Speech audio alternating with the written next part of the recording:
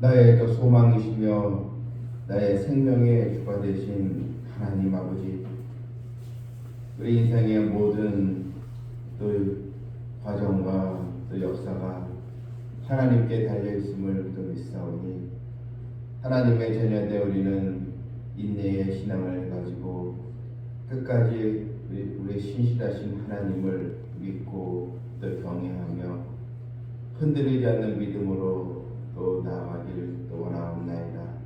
하나님은 사랑하는 백성들의 간절한 또 이 부르짖음의 이 기도를 들으시는 줄도 믿사오니 우리가 기도하는 것은 허공에다 하는 것이 아니요 하나님의 약속의 말씀을 또 믿고 하나님께 모든 걸 맡기며 기도할 뿐이오니 우리의 또 기도에 하나님의 큰 은총이 있기를 또 원하옵나이다.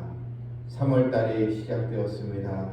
3월 한 달 동안도 각 가정마다 꼭 이루어져야 할 기도 제목들, 또한 있어야 할 것, 또 구비되어져야 할 모든 일들 하나님께서 또 채워주시고 축복의 또 달이 또 되게 해주시고 교회는 하나님의 은혜와 사랑으로 가득 채워지고 각 가정마다 또 형통의 또 복이 있고 우리 자녀들이 우리 하나님을 경외하며 또 공부하는 아이들, 또한 직장을 다니는 또 아이들 하나님께서 더 충만한 복으로 또 인도하여 주시옵소서.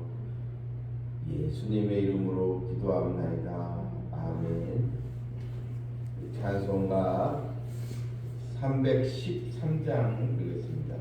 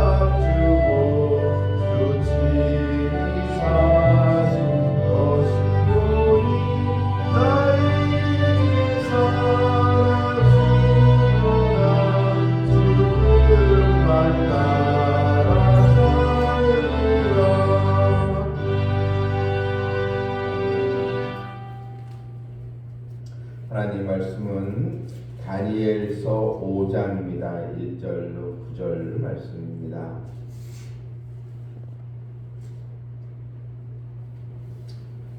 5장 1절부터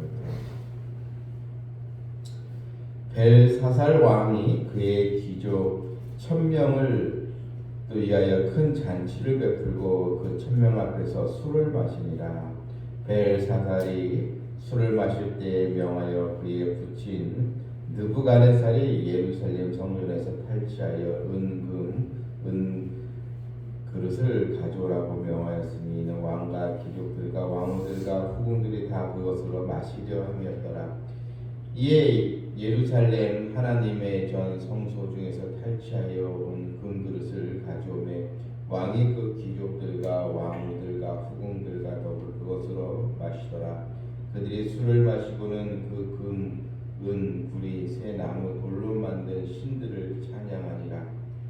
그때에 이 사람의 손가락들이 나타나서 왕궁 촛대 맞은편 석회벽에 글자를 쓰는데 왕이 그 글자 쓰는 손가락을 본지라.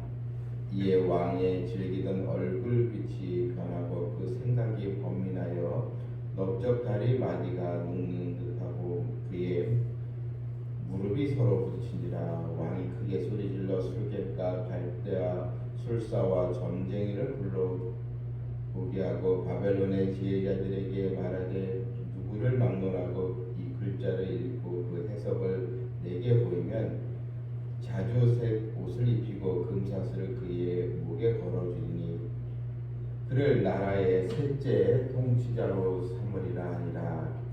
그때의 왕의 지혜자가 다 들어왔으나 너희 그 글자를 읽지 못하며 그 해석을 왕께 알려주지 못하는지라. 그러므로 벨사살 왕이 크게 번민하여 그의 얼굴빛이 변하였고 귀족들도 다 놀라니라. 아멘. 느부갓네살 왕, 바벨론 왕의 이제 시대가 끝나고 이어서 이제 바벨론의 벨사살 왕이 이제 등극을 했는데 이 벨사살 왕에 대한 하나님의 심판의 말씀이 오늘 본문에 이제 나와 있습니다. 이 벨사살 왕이 귀족 1000명을 위하여 큰 잔치를 베풀고 그 1000명 앞에서 술을 마시니라. 왕이니까 이런 연회를 베풀 수가 있죠. 또 이런 귀족들을 불러놓고 큰 잔치를 이제 할 수도 있을 것입니다. 그런데 이 잔치는 그냥 단순히 먹고 즐기는 그런 파티, 그런 연회에 의한 것이 아니고 이 큰 잔치라는 것은 일종의 이 바벨론의 종교의 축제를 이제 말하는 것입니다. 자기들이 믿고 있는 그런 우상을 위해서 그런 종교 이런 의식을 하는 그런 또 축제와 이제 같은 것입니다. 왜냐하면 그 마지막 절에 보게 되면 5장 4절에 보게 되면 이렇게 나와 있습니다. 그들이 술을 마시고는 그 금, 은, 구리, 새 나무, 돌로 만든 신들을 찬양하니라. 그들은 자기들이 금이나 은, 구리, 새 이런 여러 종류의 만든 이 우상들을 찬양했다 했습니다. 그런데 오늘 이 본문에 이 벨사살 왕이 하나님을 이제 모독하는 그런 불신앙의 행위를 이제 저지르고 이제 맙니다. 2절 보게 되면 이 벨사살이 술을 마실 때에 명하여 그의 부친 느부갓네살이 예루살렘 성전에서 탈취하여 온 금, 은 그릇을 가져오라고 명하였으니, 자, 예루살렘 성전에서 탈취해온 이런 금은 이건 이제 성전 기구들을 이제 말합니다. 하나님을 이제 예배할 때 사용되는 그런 또 거룩한 그릇들이죠. 근데 이런 그릇들을 가져오라고 명하여 거기에 이제 술을 붓고 귀족들과 왕후들과 다 그것을 이제 마시더라. 성소 중에서 하나님의 전 성소에 탈취하여 온 그 금그릇을 그것을 이제 이것은 이제 일부러 그런 것입니다. 이미 부친 시대에 느부갓네살 왕은 하나님을 찬양했습니다. 이 느부갓네살 왕은 2번씩이나 꿈을 꾸면서 다니엘의 그런 해석을 통해서 이 느부갓네살 왕은 정말 하나님만이 참 경배할 신이구나 이렇게 신앙 고백까지 하면서 하나님을 찬양하고 경외하지 아니했습니까?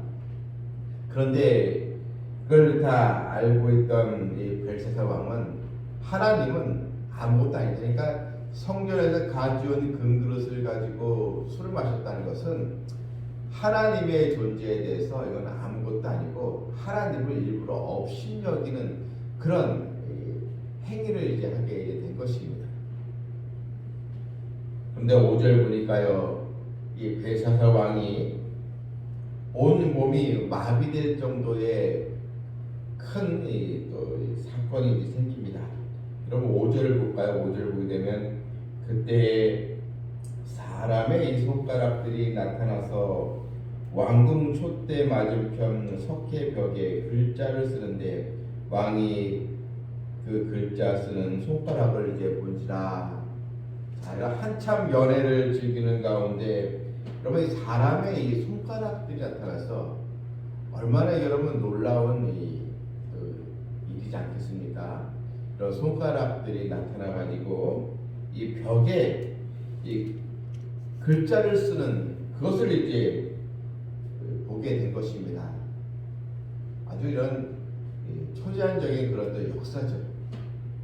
그런데 이 왕이 즐기던 얼굴빛이 변하고 그의 생각이 번민하고 넓적다리 마디가 녹록하고 그의 무릎이 서럽어지면서 그만큼 너무나 두렵고 놀라운 이 상황이라서 왕이 그냥 사시나물 떠듯이 떨고 생각은 번민하고 이런 하나님의 역사가 바로 일어나게 된 것입니다. 그런데 그 이후에 10절 이후부터 이제 다니엘의 해석을 글자 해석이 이제 나오긴 하는데요. 자, 우리는 이 본문을 보면서 여러분 하나님은 살아서 역사하시는 전능하신 이 아버지십니다. 이 느부갓네살의 바벨론 이 제국이 아무리 강성해더라도 이미 그 시대가 지나고 이제 그 벨사살 왕이 다시 또 왕권을 차지하고 이 바벨론 제국이 영원히 계속 크게 이제 성장하는 것처럼 보였지만 여러분 이 바벨론의 시대는 금방 이제 쇠퇴해지고 결국 이 바벨론은 페르시아에서 완전히 무너지지 않습니까? 대부분의 이 제국들이 그래도 몇백 년 이런 또 기간에 이런 전성기가 있는데 이 바벨론은 여러분 이 느부갓네살 또 벨사살 결국 한 두세대 우리가 생각을 보게 되면 100년도 못 돼서 나라가 거대한 제국이 망하는 그런 또 이 시대를 우리가 여기서 보게 이제 되는 것입니다. 여러분 이것은 이 벨사살 왕이 이런 손가락에 이런 글들 보면서 그가 큰 두려움에 빠지고 그가 그런 번민하고 고통스러워했던 이 모습은 우리에게 어떤 의미가 있습니까? 이것은 바로 하나님의 이 심판대 앞에서 결국 하나님을 알지 못하고 하나님을 거역했던 그런 세력들 그리고 하나님의 심판 앞에서 그들은 큰 두려움에 떨 수밖에 없다는 것을 암시하여 우리에게 보여주는 것입니다. 믿음으로 살지 못하고 하나님을 경외하지 않고 세상의 이런 우상들을 쫓아가고 또한 물질이라는 우상을 쫓아가고 또 자기 자신을 또 믿고 자기가 최고라고 여겼던 교만했던 사람들은 결국 최종 하나님의 심판 앞에서 큰 두려움에 결국 멸망과 파멸의 길로 갈 수밖에 없는 것입니다. 하나님은 이 시대 지금도 만왕의 또 왕이시고 우리의 영원한 통치자가 되어 주십니다. 우리는 하나님 앞에 깨어있는 믿음으로 또 나아감으로 하나님의 은혜 아래 거하는 우리 성도들 되기를 주님의 이름으로 축원합니다. 아멘. 하늘에 계신 우리 아버지여 이름 거룩히 여김을 받으시오며 나라가 임하옵시오며 뜻이 하늘에서 이루어진 같이 땅에서도 이루어지이다. 오늘 우리에게 일용할 양식을 주시옵고 우리가 우리에게 뒤에 지은 자를 사하여 줄 것 같이